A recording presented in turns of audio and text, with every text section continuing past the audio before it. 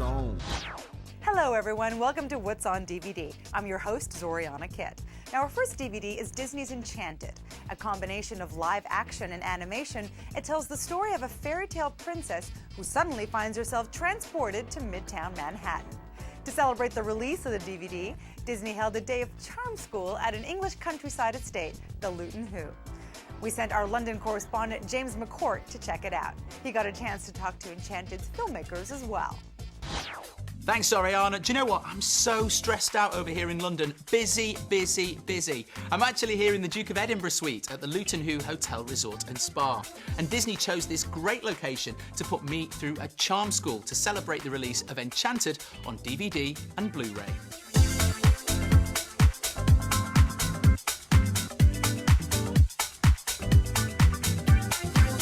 My day at Charm School involves a lesson learning how to be charming, not that I need that of course, fencing, ballroom dancing and gentleman's etiquette. But I started out by chatting to Kevin Lima and Chris Chase, director and executive producer of Enchanted. Chris Chase and Kevin Lima, executive producer and director of Enchanted. First of all, congratulations, a huge success. Thank you. Yeah, and coming to DVD. So for people watching this on DVD for the first time, what benefits and bonuses are they going to get from the DVD? There's something called the D-Files that's on the Blu-ray, where you can actually play a game with the movie in which you answer questions as the movie plays, and if you get them right, you get little, like, bonus features, which is really cool. And Amy Adams, you know, a revelation, really. But why did you decide to go with an actress that wasn't quite so well known?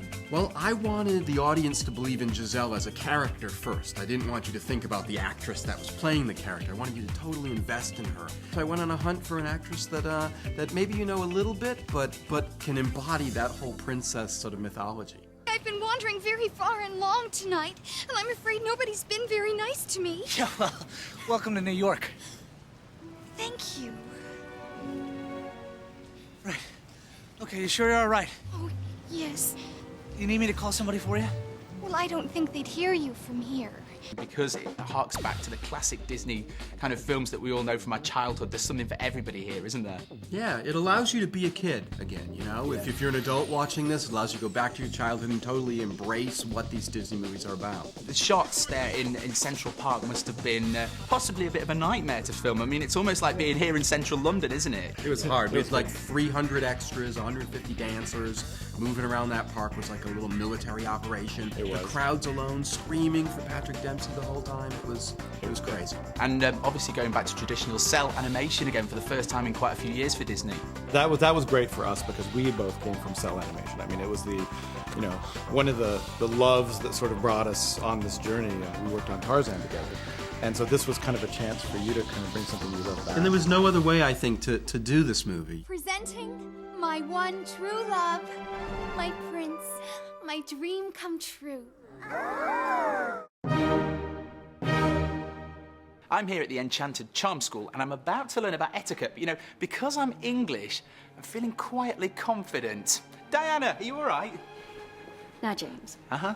Being English, you should know that the correct greeting, if you're going to shake my hand, is either good afternoon, good morning, good afternoon, or how do you do? All right. Not are you all right? Now, we're going to learn about table etiquette. Do we need all these plates and all this silverware on the table? It seems quite cluttered to me. And, you know, when you go to a fast food restaurant, you can just eat things out of a packet. It's actually very practical to have that amount of cutlery on the table rather than somebody constantly bringing different stuff for you. Sorry. And elbows always off the table. Oh. Hey, you failed. I must apologise.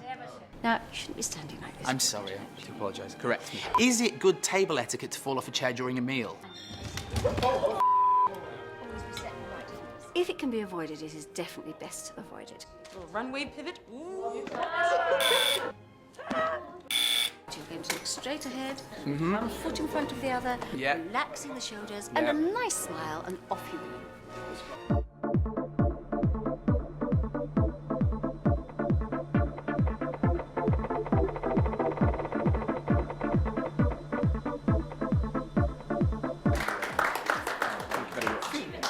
What about Giselle? I mean, do you think she had etiquette, table manners? Come and roll your sleeves up, so to speak, in kitchen. Cleaning crowd up in the kitchen as we sing along. She was interested in everybody else. She made sure that she thought about them before herself, and she was out to help everybody, and she was very charming when she did it. I agree. Thank you very much. Thank you, James. Now, Erin, I know you. You're, of course, on the British version of Dancing with the Stars. You are one of those fabulous dancers, covered in sequins as ever. But obviously, the ballroom scene is one of the nicest scenes, I think, in Enchanted. And we're going to try and recreate that in a moment. Right, okay. As a dancer, what do I need to know, first of all? Wow. First of all, you've got to know your right from your left, because that's very important, that you don't step on the girl's toes. Right, left. Yes, that's right. Now, you've also got to know how to hold the lady. So you take my hands here like this. Okay. Good. You place your hand on my shoulder blade. Yeah. Stand nice and tall. That's right. Now, with your right foot, which is the one on this side, Okay. you're going to step forward. What happens if I tread on your feet? You're all right. Now step to the side. Now close. Now step back. Okay. Now we just keep repeating that. Right, left, right, left, right, left. Very good.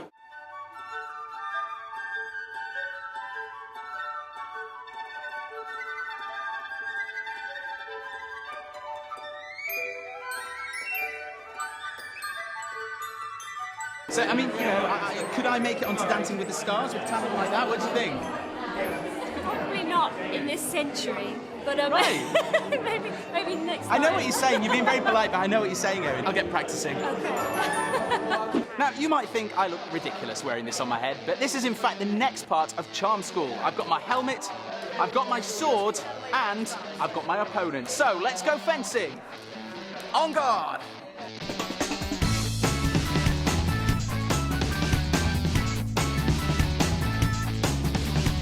I'm with Nick Payne from Sword Fighting International here at the Charm School. So, Nick, I've got my helmet, I've got my my sword here. I'm feeling, fairly confident. What are we going to be doing today? We're going to learn the basics of fencing that any prince would need to know. Silence! Guys, I got name peasant, quickly! We're going to learn attacking, Yes. defending, and a few counter-offensive actions. 1, 2, 3. There's your lunge. And then to recover, again, 3 stages.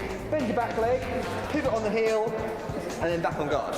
And we're not going to get injured with these because they actually kind of bend and make a noise if you hit somebody, don't they? These are really safe, no chance of any injury, and as I say, fencing very safe sport, but even safer with these special plastic swords. So the best thing about doing these press junkies is you get a goodie bag just like this. Nice design, I can use that again. Inside, a nice little blue blanket that we can use for the transatlantic crossing, eye mask and earplugs, lovely. We've also got an Enchanted answer ball, got all the answers.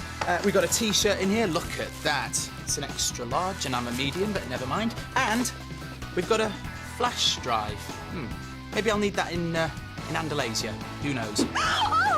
Do you know what? It's a hard life, but somehow I got through it. Back to you in Hollywood, Zoriana. Cheers. Coming up next, we're going to take a look at the special effects of Enchanted.